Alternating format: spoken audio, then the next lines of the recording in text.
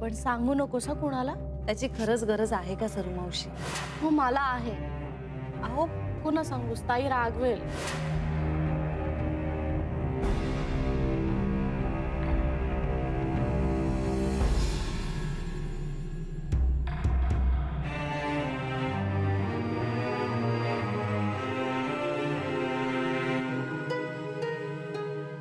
आई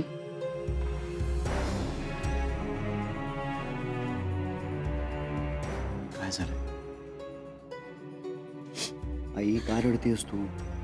नाही रे, असंच। सरू मावशीवर रागावलीस का तू? नाही, तिचा कशाला राग येईल मला? आई पण वाईट वाटलं रे, सरीला माझ्यावर सोपवून नाही गेली। लेकीसारखं सांभाळलंय आजपर्यंत तिला। आई गेल्यानंतर ही तरणी ताटी पोर एकटी कशी राहील, तिच्या लग्नाचं कोण बघेल या काळजीने ना डोळ्याला डोळा लागायचा नाही रात्रभर। आईंशी बोलून तिला इथे आणलं ना तेव्हा जीव भांड्यात पडला माझा। आई मला माहिती आहे सगळं। आणि तिच्या लग्नाचे प्रयत्न कमी केले का सांग? सगळ्यांनी केले, अगदी आईंनी सुद्धा केले। पण हिचं ते देवदेव करणं, 1760 अटी आणि अपेक्षा कोण पत्करणार हिला? किती समजावलं, रागावून झालं, रुसून झालं, पण ही पठ्ठी काही कोणाला बदली नाही। शेवटी आम्हीच नाद सोडला हिच्या लग्नाचा। म्हटलं नसतात एकेकाच्या लग्नगाठी बांधलेल्या देवानं। आई असं काही नाहीये, सरू मावशीचं सुद्धा लग्न होईल। आम्ही तर बाबा हात टेकले आता। आई पण आता तिनं मनावर घेतलंय की नाही? मला हे खरं वाटत नाहीये। असं नको ना म्हणूस श्री, हे काही नवीन नाहीये। सगळं जुळेल जुळेल असं वाटेपर्यंत ना काहीतरी खुसपट काढते आणि नाही म्हणते, आणि आपण उभा केलेला डोलारा सगळा कोसळतो। आत्तापर्यंतचा अनुभव हाच आहे, तो कसा बदलणार? आपण अनुभव नाही, आपण दृष्टिकोन बदलूया। त्यामुळे अनुभव बदलणार नाहीये श्री। आणि नको जाऊ दे ना, आपण या फंदातच पडायला नको। त्यामुळे तिलाही त्रास होतो आणि आपल्यालाही। आई मी शब्द दिलाय तिला। बरं बाबा, मी काय बोलणार मग आता? आपण बघूया तरी यावेळी काय होतं। यावेळेला तर सगळं लपवून चोरून चाललंय ना, आम्हाला सांगायची काही गरजच नाही वाटत आहे। नाही नाही आई, अशातलं काही नाहीये। उलट ती म्हणत होती की घरी सांगूया, आम्हीच तिला थांबवलं। किती पाठीशी घालशील श्री तिला? पाठीशी घालत नाहीये मी, तू हवं तर जान्हवीला विचार। जान्हवीला कशाला विचारायला हवंय?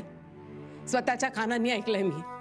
जान्हवी म्हणत होती तिला घरी सांगूया म्हणून, ती म्हणाली नको, घरात कोणाला सांगायला नको, ताईला तर नकोच नको। नाही नाही नाही, तुझा काहीतरी गैरसमज झाला असेल। नाही श्री, अजून कान शाबूत आहेत माझे। नाही, आणि तिला सांगायचं नसेल ना तर नको सांगू दे, ठीक आहे? तिचं तिलाच ठरवायचं ना सगळं। घरातल्या मोठ्या माणसांची बोलायची लाज वाटते तिला।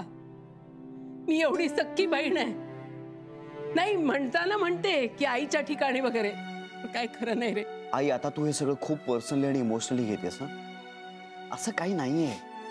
आणि कदाचित ना तिला भीती वाटली असेल, यावेळी सुद्धा जुळलं नाही तर आपण सगळे तिची थट्टा करू असं तिला वाटत असेल, म्हणून ती बोलली नसेल।